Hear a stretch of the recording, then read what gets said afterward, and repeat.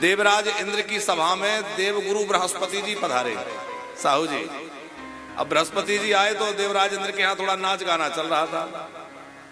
इंद्र ने सोचा कि गुरु जी आ रहे हैं और यदि इनको देखेंगे तो प्रणाम करने खड़ा होना पड़ेगा।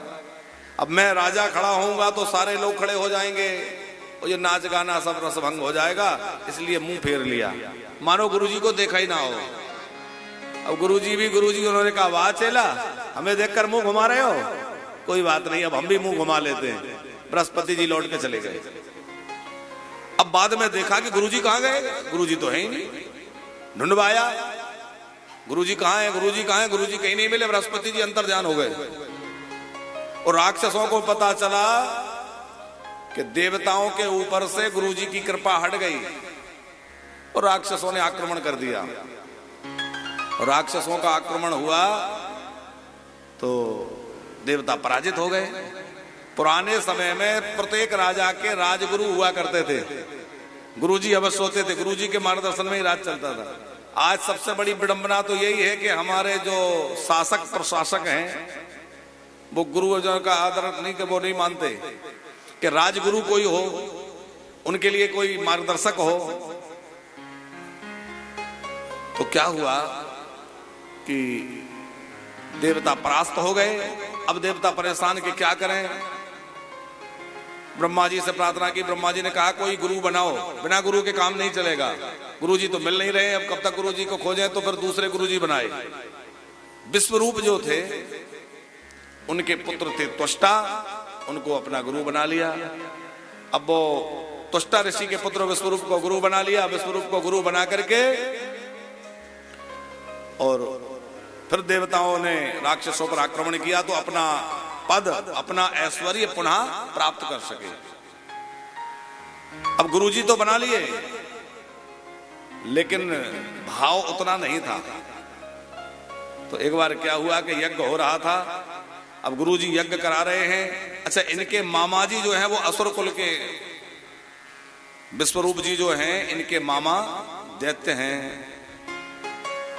क्योंकि यह रोचना नाम की जो कन्या है महाराज कश्यप की, उनकी बेटी, कश्यप जी की बेटी के बेटा है त्वष्टा ऋषि के। तो अपने मामाओं को, माने असुरों को भी आहुति यज्ञ में दे देते थे। इंद्र को अच्छा नहीं लगा कि हम लोग यज्ञ करवा रहे हैं और असुरों को आहुति दी जा रही है। इंद्र ने उठाया वज्र, खड़ग उठाया और खड़ग से इनका मस्तक छिन्न भिन्न कर दिया। और जैसे ही गुरु जी की हत्या की तो गुरु हत्या लग गई। और उस हत्या को 4 जगह बांटा गया, पृथ्वी में, जल में, वृक्षों में, स्त्रियों में, रज के रूप में। लेकिन त्वष्टा जी को बहुत जो है क्रोध आया कि एक तो मेरे बेटे को गुरु बना लिया और गुरु बनाने के बाद उसको मार डाला। उन्होंने बड़ा भारी यज्ञ किया और संकल्प करके यज्ञ किया कि ऐसा पुत्र इस यज्ञ से हो जो इंद्र को मार डाले। लेकिन उच्चारण में थोड़ी सी त्रुटि हो गई, तो इंद्र को मारने वाला नहीं बल्कि इंद्र से मरने वाला पुत्र हो, ऐसा उसका भाव हो गया। वहां से यज्ञ से ही एक बालक प्रकट हुआ, देखते देखते बड़ा भारी स्वरूप बना लिया। उसका नाम हुआ वृत्रासुर। पर्वताकार देह है, बड़ा बलिष्ठ है, और जैसे ही स्वर्ग पर आक्रमण किया तो तमाम देवताओं को रगड़ मसल दिया, मार डाला, अंग भंग कर दिए। सब देवता परेशान हो गए।